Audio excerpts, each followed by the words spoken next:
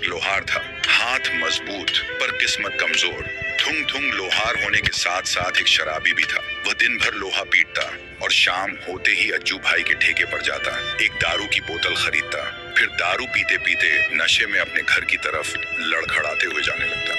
और उधर उसकी बीवी और उसका बेटा उसका इंतजार कर रहे होते। लेकिन थुंग थुंग शराबी तो था पर बेवफा नहीं। वह अपने परिवार से टूटकर प्यार करता था।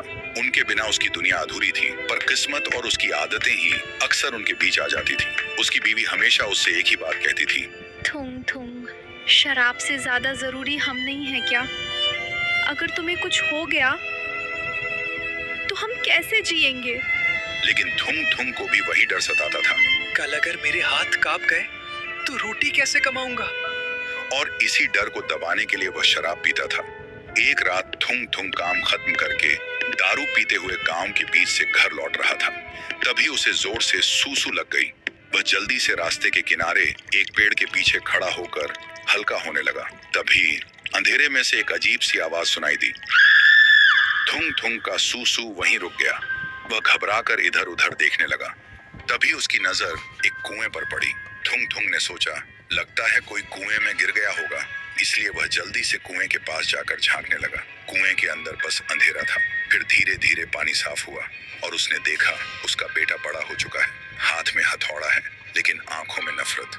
बेटा किसी लोहे को नहीं, अपने ही बाप की तस्वीर को तोड़ रहा था और चिल्ला रहा था, शराबी कहीं का, इतनी जल्दी क्यों मर गया, मेरी जिंदगी बर्बाद करके। थुंग थुंग का नशा एक पल में उतर गया। उसने फिर देखा उसकी बीवी बूढ़ी हो चुकी है। बीमारी ने उसे कमजोर कर दिया है और हर सांस के साथ बस थुंग थुंग का नाम ले रही है। ये देखते ही थुंग थुंग चीख पड़ा, यह झूठ है। तभी कुएं के अंदर से आवाज आई, ये भविष्य नहीं, ये तेरी आदतों का हिसाब है। सुनते ही थुंग थुंग चीख पड़ा, नहीं, ये नहीं हो सकता। और उस दिन के बाद थुंग थुंग ने शराब को कभी हाथ नहीं लगाया। साल बीत गए, बेटा बड़ा हुआ और गांव का सबसे ईमानदार लोहार बना। फिर एक दिन बेटे ने पूछा, बाबा, आप एक रात में कैसे बदल गए?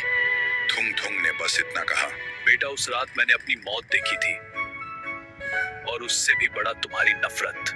तो दोस्तों, भविष्य किसी कुएं में नहीं होता, वह हमारी आदतों और सोच में होता है। और जब तक वक्त है उसे बदला जा सकता है। थुंग थुंग एक लोहार था।